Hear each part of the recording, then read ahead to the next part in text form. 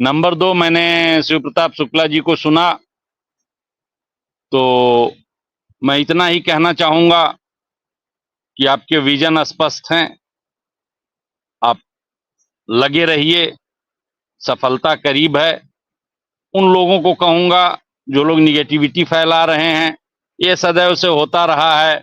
हम लोग भी बड़ा लंबा लड़े हैं, लड़के जब वापस आते थे, आधे रास्ते होते थे तो बधाइयां मिलती थीं, और जब घर पहुंच जाते थे, सो जाते थे, सुबह उठते थे, तो तमाम सारी बातें और भी लिखी होती थीं लगातार, कि इन्होंने ऐसे कहा था, हो ऐसे गया, कहा ऐसे था, हो ऐसे गया, बनी कमेटी, ये हो गया।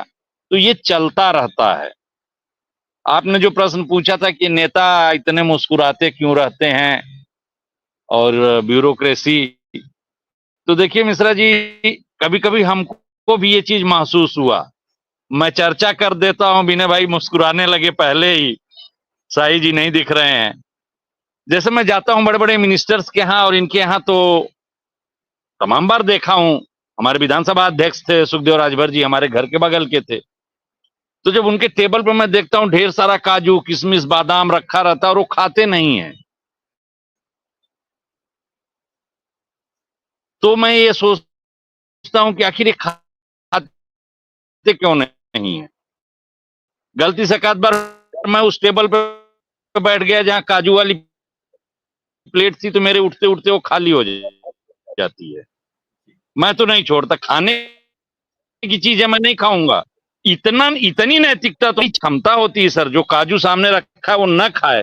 उसी के मैंने देखा है, महिला बिलक रही है, मैंने मंत्री जी को अपने सामने देखा है, उसका बेटा मर गया है। ये भी जानता हूं कि अगर उनको फर्क पड़ जाएगा ना, तो फिर वो इतनी बड़े उसको देखेंगे कैसे। तो इन लोगों के पास देखिए सर वो चीजें नहीं होती। भावनाएं अगर ये लेके चलेंगे तो ये कुछ नहीं कर पाएंगे। ये संवेदनहीन या संवेदन शून्य कहिए, इनको बहुत बड़ी दुनिया देखनी है। इनको न खुशी होता है न गम होता है। और ये हमारे विद्वानों ने कहा है कि राजा मंत्री विद्वान और ऋषि महर्षि मुनि, इनको कष्ट भी नहीं होता, इनको सुख भी नहीं होता, इनको पश्चाताप भी नहीं होता। ये अलग चीज होते हैं, और अगर ये हो जाएगा तो ये एक दिन भी राजा या मंत्री सेकंड के लिए नहीं रह पाएंगे। इनको परित्याग करके और गेरुआ वस्त्र पहन के जाना पड़ेगा जंगल, जो मेरा मानना है। तो अब यही चीजें हैं, चल रही हैं। है तो तमाम बातें तो आई, चाहे दिल्ली के माननीय सर्वोच्च न्यायालय के आज की टिप्पणी की बात आई, चाहे अभी मिश्रा जी कह रहे थे, चाहे विनय भाई कह रहे थे, आप भी बार बार कह रहे हैं। सरकार क्या होती है भाई? बाबूशाही, नाम लिखा है लोकशाही।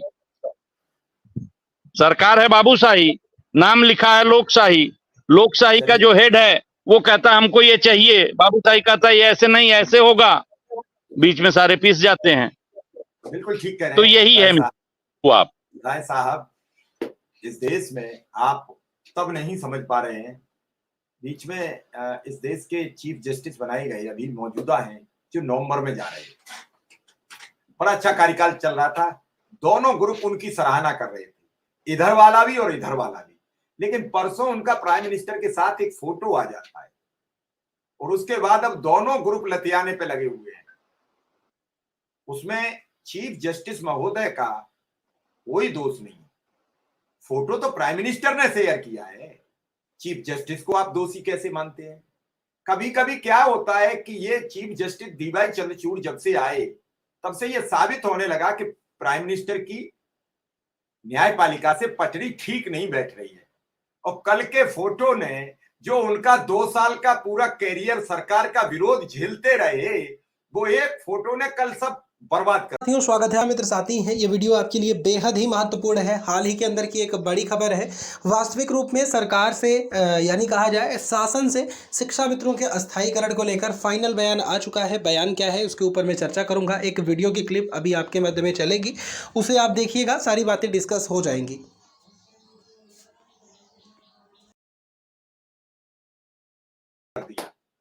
प्रधानमंत्री जी ने बता दिया कि आप लोग गलत समझ रहे थे। एक फोटो ने नवंबर में रिटायर होना है, सिर्फ 1 माह बाकी है, कहते हैं कुछ रात बाकी है, और उससे पहले एक कत्ल की रात हो गई उनके लिए। तो फोटो बहुत कुछ बयां कर देते हैं, शेयर करने वाले की मंशा कैसी है ये उस पर तय करता है। तो आपके प्रति शब्द लिखे किसने, क्या मर्म है, ये आप समझिए। एक फोटो किसी की पूरा कैरियर तबाह कर देता है। आज फोटो तो प्रधानमंत्री जी ने शेयर कर दिया है, लेकिन उस फोटो के कितने मतलब है, परसों शेयर किया जाता है, केजरीवाल जी को आज जमानत मिल जाती है। आज और क्या क्या होगा, अब हर बात उस फोटो से जोड़ के सर्च की जाएगी और उस पर चर्चा होगी। बड़ी गंभीर बातचीत है, और इसको लेकर आज मैंने एक प्रोग्राम किया है। देखिए क्या शानदार प्रोग्राम है कि कैसे फंसाया गया चीफ जस्टिस को, कैसे किसी का कैरियर तबाह करते हैं ये नेता लोग, ये सार्वजनिक बात है। तो मैं ये कहने का प्रयास करता हूं कि नेता को समझना बहुत टेढ़ी खीर है। ठीक उसी तरीके से जैसे कभी आपने इमरती देखी होगी, एक मिठाई है जलेबी की, परिवार की है, अपने अपने परिवार होते हैं, तो वो इमरती और जलेबी की मिठाई को समझना हलवाई के बस का भी नहीं है कि कब बढ़िया बन गई और कब टेढ़ी मेढ़ी हो गई। ऐसे ही नेता को पता है कि आपका काम नहीं करेंगे, और आपको भी पता है कि नेता ये मेरा काम नहीं करेगा, फिर भी आप मुस्कुराते हुए अपना प्रार्थना पत्र लेकर उसके ऑफिस में घुसते हैं, और वो वहां से उचित कार्रवाई के लिए मुस्कुराकर लिखते हुए वो प्रार्थना पत्र आपको वापस करना है, और जिसका काम कराना है उस पर लिखता है तत्काल ये काम करके अवगत कराया जाए। समझ लीजिए काम हो गया। और उस पर भी इस सरकार के दौरान तो ब्यूरोक्रेट ने रास्ता निकाल लिया है, वो उस पर भी कह देते हैं कि अब एक फोन करा दो। उन्हें पता है कि लिखवा तो लाए हो किसी दबाव से, फोन नहीं करा पाओगे। अब आपने फोन के लिए भी प्रयास कर लिया तो फिर कोई वो नया तोड़ निकाल लेंगे। अधिकारी काम नहीं करना चाहता। इस सरकार में बुरा मानने की जरूरत नहीं है, पिछले 7 वर्ष के दौरान अधिकारी बेलगाम हो गए। मुख्यमंत्री जी को कुछ अच्छा दिखाया जा रहा है और मुख्यमंत्री जी भरोसे में, अब जो टूटना शुरू हुआ है तो अधिकारी जोड़ नहीं पा रहे, इसलिए सब हड़कंप मचा हुआ है। देखना यह होगा कैसे जुड़ेगा शिक्षा मित्र, कैसे जुड़ेगा अनुदेशक, कैसे शिक्षक, कैसे समाज, जो विद्रोह उत्पन्न हो गया है।